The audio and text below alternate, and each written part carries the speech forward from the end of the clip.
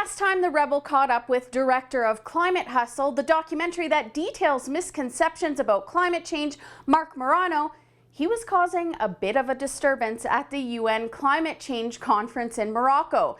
He was actually escorted out of that conference by climate cops, but this time was a little more tame when I ran into him at Freedom Talk, a conference hosted by the Economic Education Association that's held yearly right here in Alberta. Morano was a key speaker at this year's event, and a lot has changed since Morocco. Of course, he had a lot to say about the new president of the United States, Donald Trump. Donald Trump has been sworn in as the president of the United States, the 45th president. And it's not without it's not with an ounce of exaggeration, I should say, that people's heads have been exploding in Washington as Donald Trump is proposing more than a third of budget cuts by 30+% for the Environmental Protection Agency, all targeted at the climate agencies, climate initiatives. Same with NASA, same with NOAA. The establishment in Washington is going bonkers, calling Donald Trump a planet killer, calling him the most dangerous man on the planet because he's cutting funding. And this is the beauty of it. Donald Trump's administration's response to when the media, who's outraged that he dares to cut climate programs, is we're doing this because it's a waste of the people's money. We're wasting your money spending that. And it is the most refreshing, plain talk I've ever seen. I also wanted to know what Morano thought of Trump's policies on climate change so far.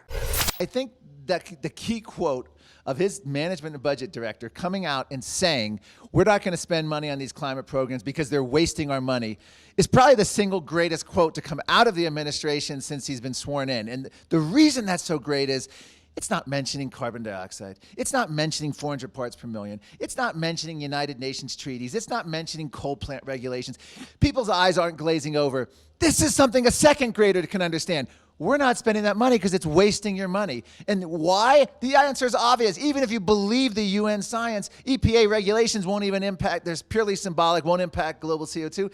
And UN treaty, according to the latest analysis, using their models, their science, and assuming all the countries comply as they promised, wouldn't even have a detectable impact on climate 100 years from now, according to the latest analysis by Bjorn Lomborg, using the UN's own numbers. So it's all a symbolic nonsense when it comes to climate, but it has huge economic impacts. And of course, I had to ask him what the gauge for making America great again would actually be. America becoming great again, it's very simple. Deregulation, cutting spending, dismantling the entire climate agenda, and an American energy renaissance. That's one of the core. Now, there's a lot of other ones. He's talking about trade issues. He's talking about defense buildup, infrastructure, across the board. But I think these key issues, especially when it comes to the energy and climate, it's not controversial to spend money on immigration. On infrastructure. It is controversial on immigration, and it's very controversial on climate. So what's unique about President Trump is unlike a President Romney would have done, or unlike a President McCain would have done, unlike a President George W. Bush did, unlike a President George H.W. Bush, and unlike a President Dole would have done, and I'm giving you all the names of Republican nominees and presidents, none of them would have come close to what President Trump has done just in the 2 months he's been in office.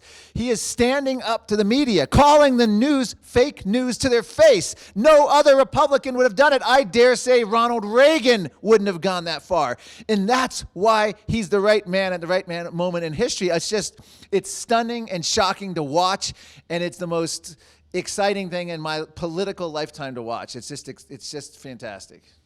You know, I met Marc for the first time at a screening for Climate Hustle right here in Calgary, that documentary that I mentioned earlier. It actually challenges the scientific consensus on climate change, and he tells me that he just finished a screening of it for the EU Parliament in Brussels.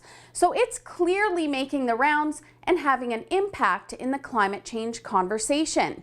And he told me about the sequel that he's working on for that movie right here.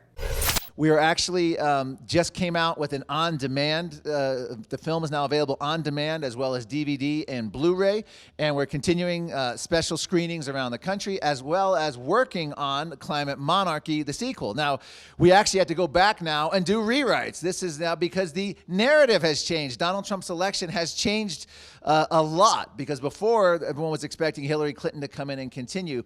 So now Climate Hustle is even more important than ever, number one, because it gives you the justification for what Trump's doing.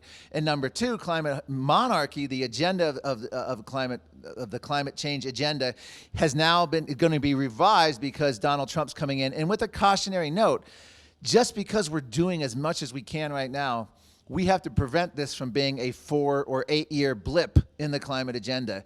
And we're seeing and hearing reports out of Europe that the climate change is now, they're pulling it from some of their mentions and other things. The hope is that with Donald Trump doing this, we can have a full-scale Clexit of other countries. Why should Japan, Australia, Canada say, hey, why should we be all in on this treaty if the United States is getting out? And that's the hope, is that they can pull out of this symbolic, nonsensical treaty that only enriches the United Nations. If you're interested in seeing Climate Hustle, you can visit climatehustle.com to purchase a copy and for more information on screenings in your area. For the Rebel.media, I'm Holly Nicholas. Thanks for watching. If you liked that video, make sure to subscribe to our YouTube channel so that you don't miss any of the content that you just won't find anywhere else.